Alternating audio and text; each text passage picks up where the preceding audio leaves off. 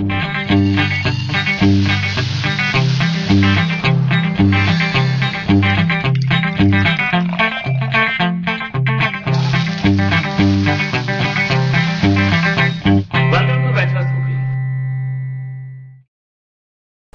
मैं बनाने जा रहा हूँ कोकोनट मसूर दाल।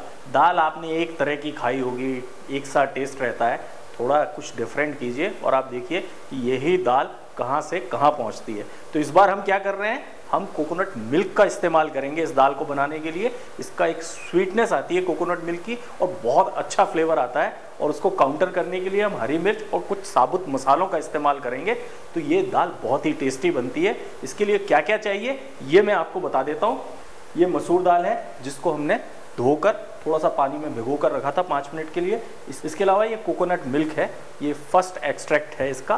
कोकोनट को थोड़ा सा पानी में डालकर हमने ग्राइंड कर लिया था और स्ट्रेन कर लिया था। उसके बाद जो बचा था उसमें और पानी डाला, दोबारा से उसको ग्राइंड किया और दोबारा जो स्ट्रेन किया। तो ये सेकंड एक्सट्रैक्ट है मेरे पास। तो दोबारा से उसमें पानी डालकर हमने स्ट्रेन कर लिया है। तो ये हमारे पास है सेकंड एक्सट्रैक्ट कोकोनट मिल्क का। इसके अलावा कुछ साबुत मसालों का इस्तेमाल करेंगे, जिसमें जीरा है मेरे पास, दालचीनी है, लौंग है, छोटी इलायची है, बड़ी इलायची है और काली मिर्च का इस्तेमाल करेंगे। साथ ही हरी मिर्च है, नमक है, हल्दी है, लाल मिर्च है, धनिया पाउडर है, थोड़ा सा गरम मसाला है, धनिया पत्ती है गार्निशिंग के लिए, प्याज है, अदरक और लहसुन है।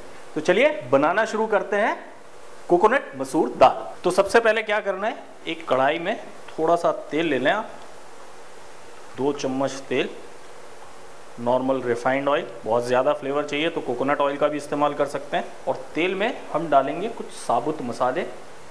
साबुत मसालों में 2 लौंग डालूंगा मैं, एक छोटा टुकड़ा दालचीनी का, एक बड़ी इलायची। इसको थोड़ा सा खोल के डाल दें ताकि इसका सारा फ्लेवर ऑयल में आ जाए।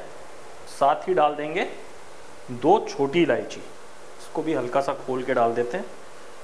पूरी तरह से दाने बाहर नहीं आने चाहिए, बस छिलका थोड़ा सा क्रैक करें और डाल दें। तो जैसे ही ये मसालों का तेल में फ्लेवर आ जाता है, हम इसमें डालेंगे थोड़ी सी प्याज, ज़्यादा नहीं डालनी है। ये आधी प्याज कटी हुई, और इसको कुक होने देते हैं। और जब तक प्याज कुक हो रही है, हमें क्या करना है, एक मसाला तैयार करना है। और ये जो मसाला मैं तैयार करूँगा, इसमें डालेंगे आधा चम्मच जीरा, साबुत जीरा है ये ग्राइंडर के अंदर। इसके साथ ही इसमें डालेंगे काली मिर्च, ये भी आधा चम्मच।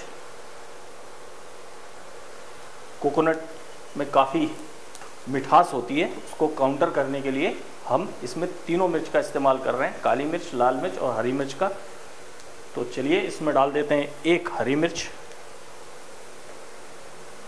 और इसमें डालना है लहसुन और अदरक। लेकिन एक चीज़ का ध्यान रखना है, लहसुन और अदरक ज़्यादा नहीं डालना है। प्रोमिनेंट फ्लेवर कोकोनट का रहना चाहिए। अगर आप जिंजर और गार्लिक का ज़्यादा इस्तेमाल करेंगे तो वो कोकोनट के फ्लेवर को काउंटर कर देगा, इसलिए कम क्वांटिटी में डालना है, हल्का सा इसका फ्लेवर आए। तो ये मैं लहसुन 2 डाल देता हूँ, और साथ ही एक छोटा टुकड़ा अदरक का डालेंगे हम। और अनियन को ब्राउन करना है, लेकिन ध्यान दिए रहें कि अनियन जले नहीं। अदरक लहसुन के बाद इसमें डालेंगे एक बड़ी प्याज कटी हुई, ये हमें पीसनी है और इसको पीस लेना है। तो ये मसाला हमारा तैयार हो गया है, अनियन भी हमारी ब्राउन हो गई है। अब क्या करना है, ये मसाला डालेंगे इसके अंदर,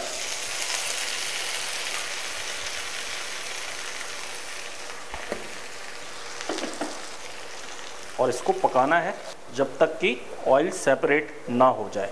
तो आप देख सकते हैं कि हमारा जो अनियन का पेस्ट बनाया था वो अच्छी तरह से पक चुका है, ब्राउन कलर आ गया है और ऑयल भी सेपरेट हो गया है। तो अब इसमें ऐड करेंगे हम थोड़े से ड्राई मसाले।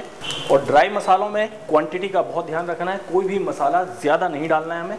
जैसे ये हल्दी है तो ये 1/4 चम्मच डालेंगे हम। लाल मिर्च भी थोड़ी कम ही डालेंगे क्योंकि हमने 2 तरह की मिर्चों का और इस्तेमाल किया है। ये धनिया पाउडर है, ये भी 1/4 टीस्पून डालेंगे इसमें।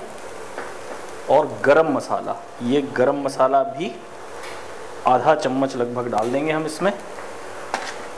और ये ड्राई मसाले बहुत जल्दी जलते हैं तो इनको मिक्स करें। और मिक्स करने के साथ साथ ही थोड़ा सा कोकोनट मिल्क ऐड कर दें इसमें, सेकंड एक्सट्रैक्ट वाला कोकोनट मिल्क, ताकि ये मसाले जले नहीं।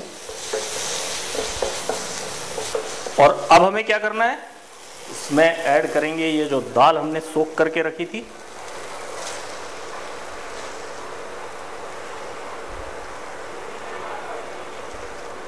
और इसको मिक्स करके 2 से 3 मिनट तक पकाना है, ताकि ये जो सोक करने के कारण थोड़ा पानी आ गया है वो सूख जाए और सारा मसालों का जो फ्लेवर है वो दाल में आ जाए।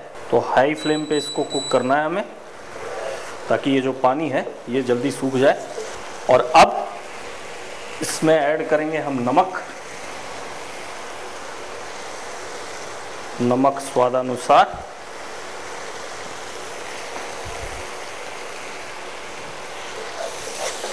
और इसको मिक्स दे दें। और इसके बाद अब क्या करना है, ये जो सेकंड एक्सट्रैक्ट था मेरे पास वो इसके अंदर,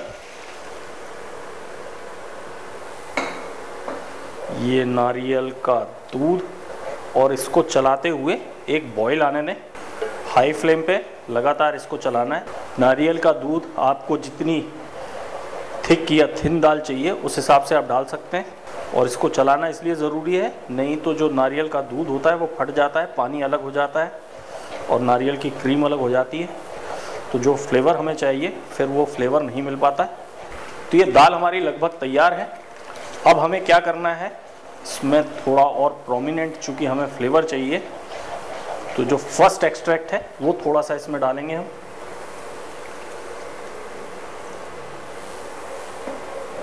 और इसके बाद चलाते हुए 1 मिनट और पकाना है। ये जो मसूर दाल है अगर आपने सोक करके रखी हो तो ये बहुत जल्दी कुक होती है। अगर इसको ज़्यादा पका लेंगे तो ये हलवे जैसी हो जाती है, इसलिए इसको ज़्यादा नहीं पकाना है। सिर्फ आपको एक दाना ऐसे उठा कर देखना है और इसको दबा कर देखें।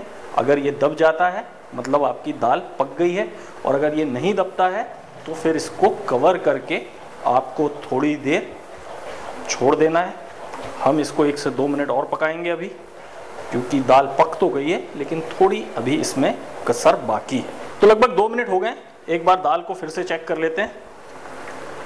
ये दाल अच्छी तरह से पक गई है, हाथ से पूरी तरह से दब रही है। तो अब हमें क्या करना है, इसमें डालना है थोड़ा सा लास्ट में फ्लेम करके बंद, इसमें डालेंगे थोड़ा सा एक्सट्रैक्ट कोकोनट मिल्क का, और साथ में डाल देंगे थोड़ी सी धनिया पत्ती।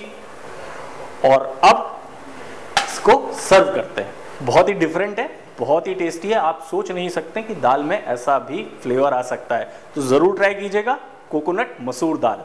और इसी तरह की इंटरेस्टिंग रेसिपीज़ के लिए आपको क्या करना है, हमारे चैनल को सब्सक्राइब करना है। और अगर कुकरी से रिलेटेड आपकी कोई भी क्वेरी है या आप चाहते हैं कि आपकी कोई रेसिपी मैं यहाँ पर बनाऊँ, तो आप हमें मेल कर सकते हैं। तो मिलते हैं अगली बार बैचलर्स कुकिंग में।